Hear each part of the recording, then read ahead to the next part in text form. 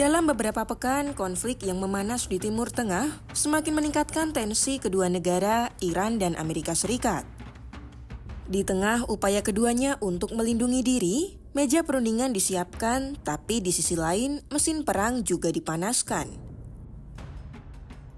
Iran seolah memainkan taktik tangan besi yang beresiko tinggi untuk mengguncang stabilitas kekuatan AS di bawah kendali Donald Trump.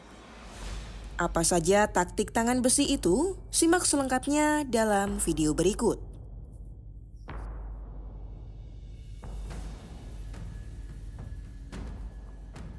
Dunia tahu agenda terbaru kedua negara pekan ini adalah perundingan bersama yang akan berlangsung di Istanbul, Turkiye. Ankara telah ditunjuk menjadi tuan rumah karena kenetralannya kepada semua pihak dan adanya jaminan keamanan yang pasti. Namun di menit-menit terakhir, Teheran rupanya menarik diri secara sepihak. Wall Street Journal dalam laporannya mengungkap, mereka melancarkan manuver yang mengejutkan para mediator internasional. Iran menuntut format negosiasi yang berbeda. Mereka hanya ingin bertemu di Oman secara tertutup dan hanya dengan pejabat Amerika Serikat, alias tanpa kehadiran negara-negara Arab yang semula diundang dalam perundingan. Tujuannya sudah jelas, Teheran ingin mempersempit ruang lingkup pembicaraan. Dengan mengecilkan format pertemuan, Iran mencoba mengontrol agenda. Mereka menghindari tekanan kolektif yang diciptakan oleh sekutu-sekutu AS di kawasan serta pengawasan dari media dunia di Istanbul. Isunya Teheran hanya ingin membahas program nuklir dan mencabut sanksi ekonomi.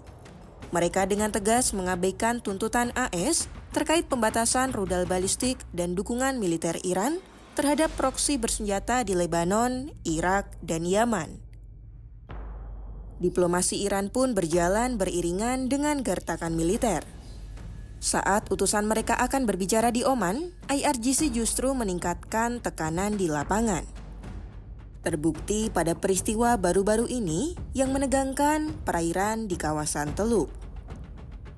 The Times of Israel dalam laporannya menyebut, sebuah drone tempur Iran yang diidentifikasi sebagai Shahed 139 terdeteksi bergerak mendekati gugus tempur Washington.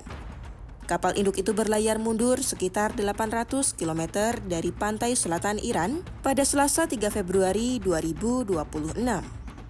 Komando Pusat AS CENTCOM pun melakukan perintah tembak jatuh yang dieksekusi oleh jet tempur F-35C sesaat setelah tindakan agresif itu terjadi. Tak hanya itu, gangguan terhadap kapal tanker berbendera AS juga kembali terjadi di jalur vital energi dunia. Insiden ini bukan kebetulan, tapi sudah direncanakan.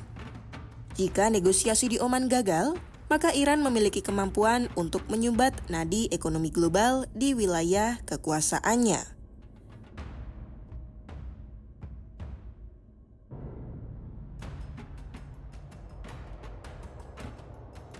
Banyak pertanyaan yang muncul mengapa Iran berani melakukan langkah ini di tengah ancaman sanksi yang semakin mencekik.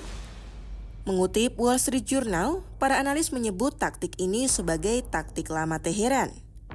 Di tengah penumpukan kekuatan militer AS yang masif di kawasan, Iran merasa perlu untuk membuat lawan merasa tak seimbang. Strategi Iran adalah mengulur waktu untuk memperkuat posisi tawar negara Republik Islam tersebut. Sebab, Iran ingin bernegosiasi dengan syarat mereka sendiri, bukan di bawah dikte Gedung Putih.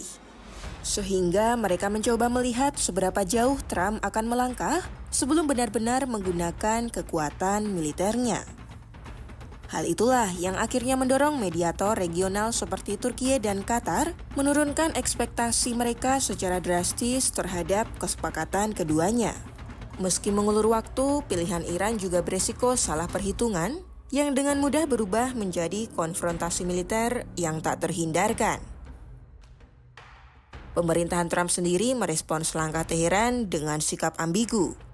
Tokoh kunci seperti Jared Kushner dan Steve Witkoff disebut-sebut tetap menjaga pintu dialog tetap terbuka.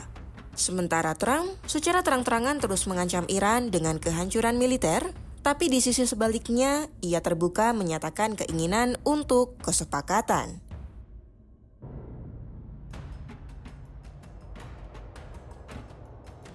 Dalam situasi ini, Teheran justru tengah memikirkan apakah diplomasi dapat bergerak cukup cepat untuk mencegah eskalasi.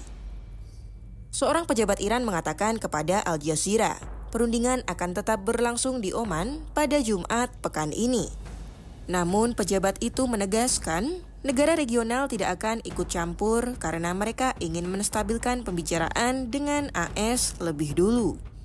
Alasannya, para mediator yang terlibat melihat peran mereka bukan sebagai fasilitator pembicaraan. Mereka adalah pemimpin potensial atas penyelesaian di masa depan karena stabilitas negara-negara mereka terpengaruh oleh krisis AS dan Iran. Analisis Al Jazeera membeberkan perundingan tahun 2026 ini juga menjadi titik yang krusial bagi Iran. Karena Iran berada di ambang status Nuclear Threshold State atau negara ambang nuklir. Teheran masih dihantui oleh penarikan diri AS dari perjanjian nuklir secara sepihak pada 2015 lalu.